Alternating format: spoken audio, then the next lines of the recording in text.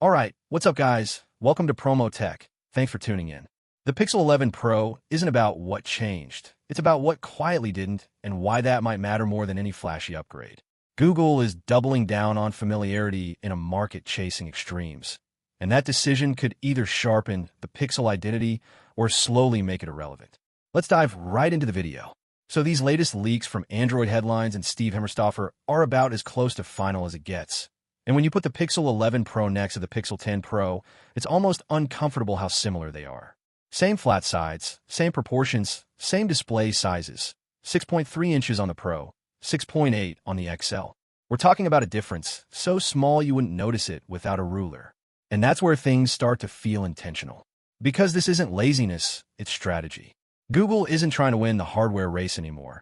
At least not directly against something like the Samsung Galaxy S26 Ultra. Samsung is pushing thinner bezels, sharper curves, more aggressive hardware evolution. Google, on the other hand, is locking in a look. That camera bar? Now fully black. No more blending with the back panel. It's subtle, but side by side, it looks more cohesive, more pixel. Almost like Google is building visual branding the way Apple did years ago. Slow, consistent, unmistakable. But here's the catch.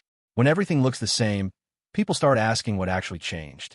And that's where the real story shifts inside. The rumored Tensor G6 isn't just about raw performance. It's about efficiency and AI scaling. Google knows it can't outgun competitors in pure power, so it's refining how the phone thinks instead of how it flexes. That sounds smart until you realize most users don't see that immediately. They feel speed, they see design, and right now, neither screams upgrade. Now, this is where it gets a little more uncomfortable. There's talk about RAM possibly dropping from 16 gigabytes to 12 gigabytes on some models to control pricing. That's a risky move in 2026, especially when competitors are stacking specs. But it also hints at confidence. Google believes its software optimization can compensate. Whether that holds up long-term is a completely different conversation. And speaking of long-term thinking, quick side note, this is exactly why I started using tools like Wolver.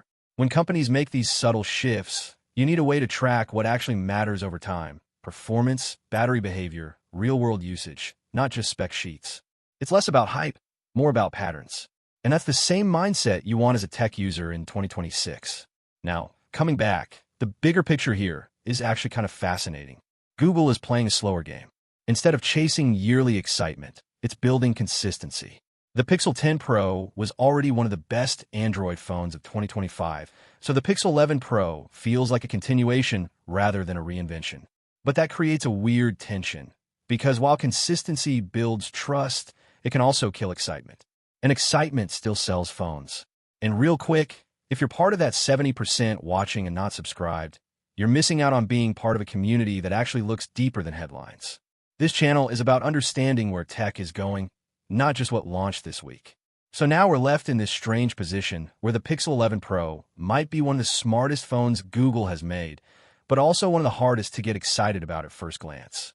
And if this is the direction Google continues, less visible change, more invisible intelligence, then the real question isn't whether this phone is good. It's whether people will still care enough to notice. Take care and stay safe. I'll see you in the next one soon. Cheers. Bye-bye.